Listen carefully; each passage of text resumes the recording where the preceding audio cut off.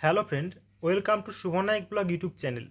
Friend, তোমাদের মধ্যে যাদের ইতিমধ্যে আইটিআইতে ফর্ম ফিল আপ হয়ে গেছে, তোমাদের মধ্যে একটা কনফিউজড রয়েছে যে তোমাদের ফর্ম ফিল আপ হয়ে যাওয়ার পরে কি করতে হবে।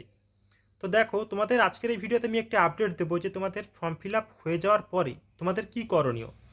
দেখো, তোমাদের ইউজার আইডি, তোমাদের মোবাইল নাম্বার এবং তোমাদের পাসওয়ার্ড, ডেট অফ বার্থ, তো এই দুটো জিনিস দিয়ে কিন্তু তোমরা তোমাদের যে প্রোফাইল স্ট্যাটাস আইটিআইতে অ্যাডমিশন হওয়ার জন্য ওখানে কিন্তু প্রবেশ করতে পারবে। তো ওখানে প্রবেশ করার পরে তোমরা দেখতে পাবে তোমাদের ফর্ম ফিল আপের স্ট্যাটাস সেটা কমপ্লিট রয়েছে, পেমেন্টের স্ট্যাটাস কমপ্লিট রয়েছে, ডকুমেন্টস ভেরিফিকেশান মানে স্ট্যাটাস কমপ্লিট, তারপর আপলোড ডকুমেন্ট সেটাও কমপ্লিট। তো প্রত্যেকটা জিনিস কিন্তু তোমাদের যেন কমপ্লিট থাকে, কোনোটা যদি পেন্ডিং থেকে যায় তাহলে কিন্তু তুমি আইটিআইতে অ্যাডমিশন হতে পারবে না। তো এবারে প্রত্যেকটা বিষয় কমপ্লিট হয়ে যাওয়ার পর তোমাদের কিন্তু এখানে একটা জিনিস লক্ষ্য রাখতে হবে, তোমাদের লেখা থাকবে যে পেমেন্ট স্ট্যাটাস তোমাদের এখানে একটা দেওয়া থাকবে এবং সেখানে লেখা থাকবে ক্লিক হেয়ার টু ডাউনলোড।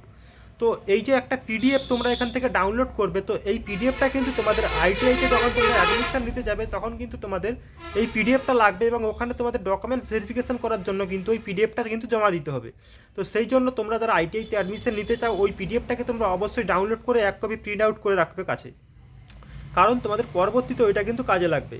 তো এই ছিল আজকের আপডেট। তো আইটিআইতে অ্যাডমিশন নেওয়ার জন্য যারা ফর্ম ফিল আপ করে নিয়েছো ইতিমধ্যে, তাদের কিন্তু আর কোনো রকম কিছু কাজ করতে হবে না।